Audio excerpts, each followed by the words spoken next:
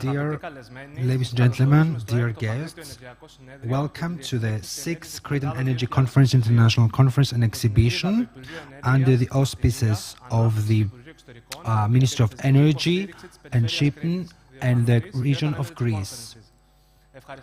Thank you very much for your presence here today, and of course our sponsors. Without them, this conference wouldn't have taken place. We have faced a lot of difficulties with the pandemic and the invasion in Ukraine, and then we are really willing to work more and develop this organization, which is an international one in Crete. And this year we decided to choose Egypt as the honored country, so to develop the bilateral cooperations in European level, and the energy security has a big impact on the general security. Mr. Spiros Bellas, the moderator, is invited now to open the panel.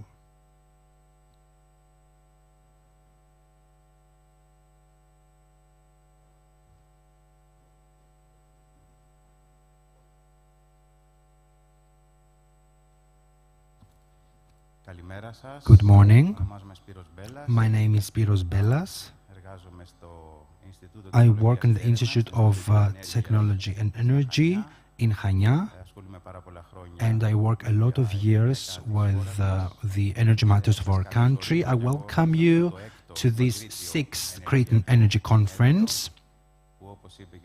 And as Mr. Vizakis said, after a lot of difficulties, after the pandemic and the coronavirus, we managed to be here today and organize this conference. I welcome especially the ambassador of the Netherlands to Greece and the representatives of the ministry from Egypt, and of course the Secretary General of Energy and Environment from the Ministry of Environment and Energy, Ms. Zdoukou. And from this, I'd like to start with the first greeting from the Vice Governor of Chania, Mr. Kalogeris, and he can now come to the podium to start the conference. And then we're going to carry on with all those that are present here. Now some speeches will be held online and will stay here in the panel, all those who are present here, in order to make a discussion around 11 o'clock, 11:30, depending on how time will flow, and then we're going to have some questions and answers. Thank you very much. Mr. Kalogeris. Mr. Kalogeris, Vice Governor of Chania Regional Unit and the Portfolio for Energy for Crete, is the first speaker for today.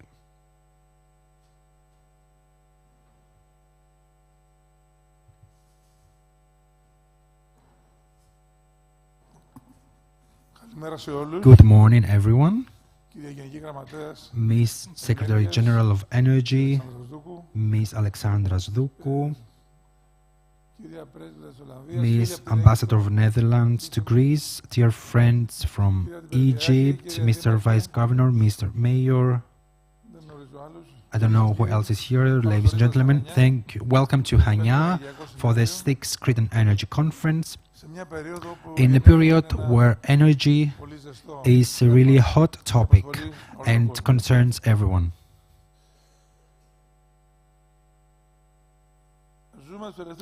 In the last months, we are in an international environment which is very fragile, and many things are being reviewed and changed every day. And it is impossible it's not easy for someone to predict how things will evolve in the next time. And we have some we will need, I think, to be very careful from the governments need to be careful so they can control all the democracy in our way of life is preserved. And in a few words, the energy sector shows how potential it has.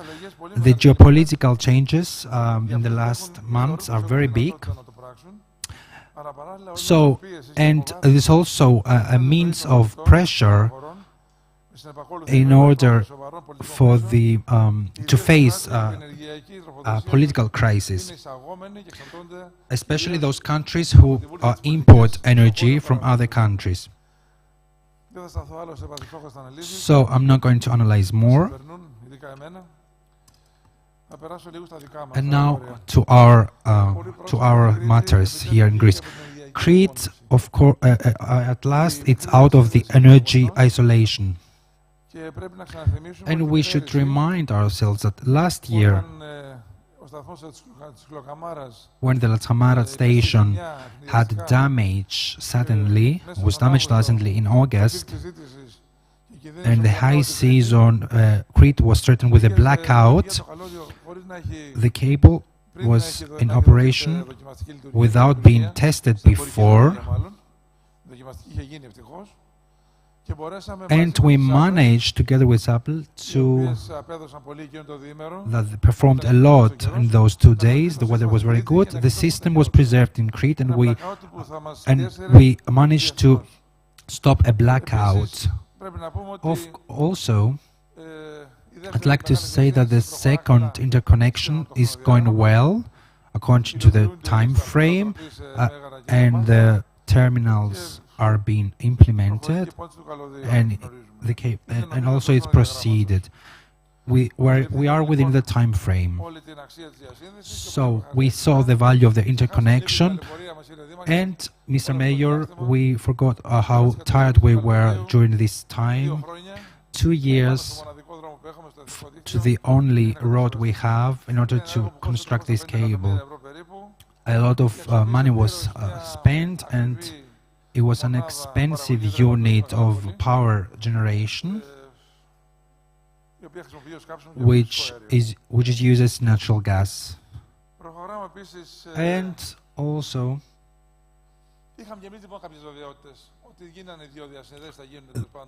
we were not sure if interconnections will take place. Some units, production units, closed down, or maybe 1 or 2 will remain as backup, and everything will go well. Without emissions, we will be in an excellent position in a region which has an excellent environment, which shows cases. We also have, and this leads to development, tourist development, economic development. But, however, we see that things change now, and it's due to cheap fuel. We might see these units to work for a longer time. I'd like to remind you that last year I was present in the conference where we all there with a different mindset.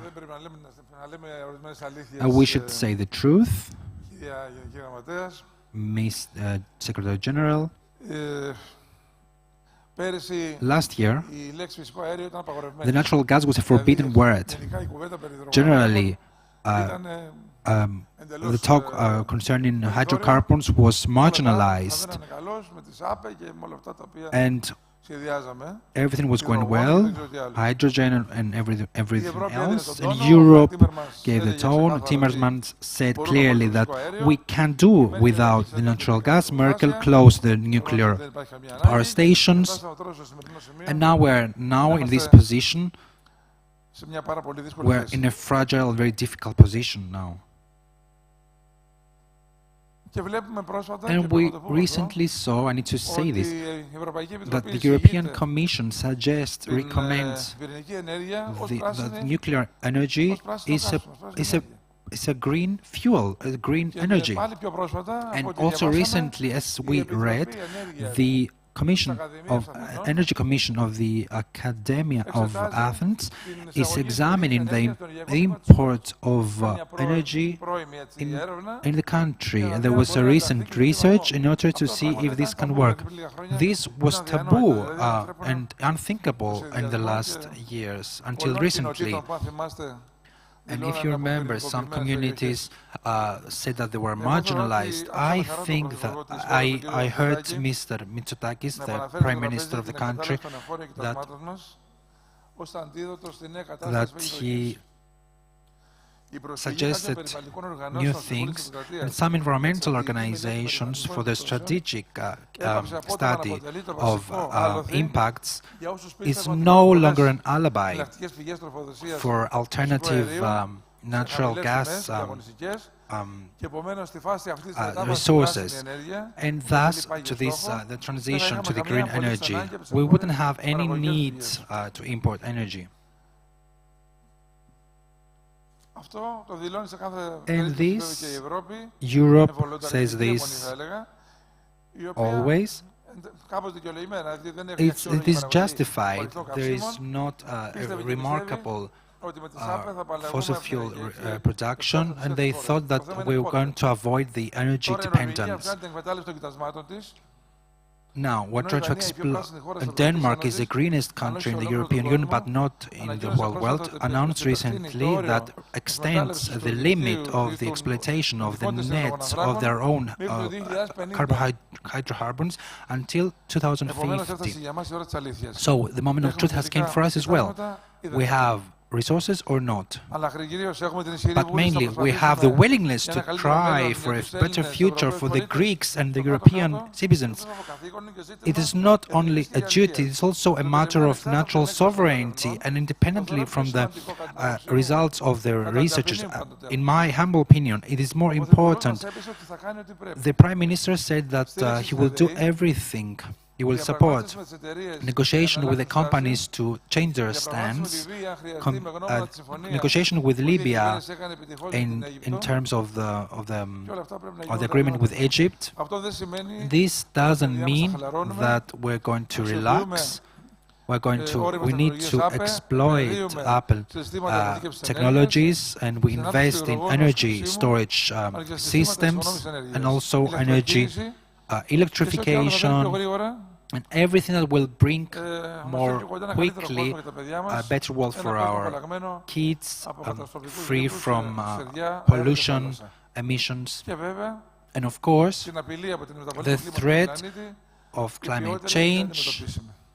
We need to be able to face this in a better way.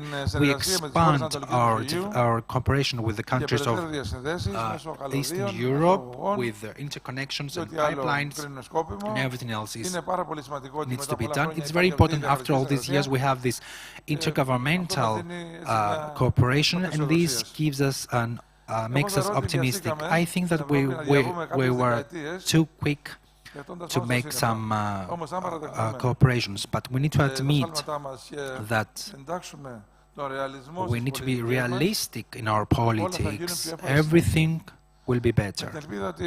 We hope that this conference will have fruitful conversations, and we're going to be more wise and ready for tomorrow. Well, welcome all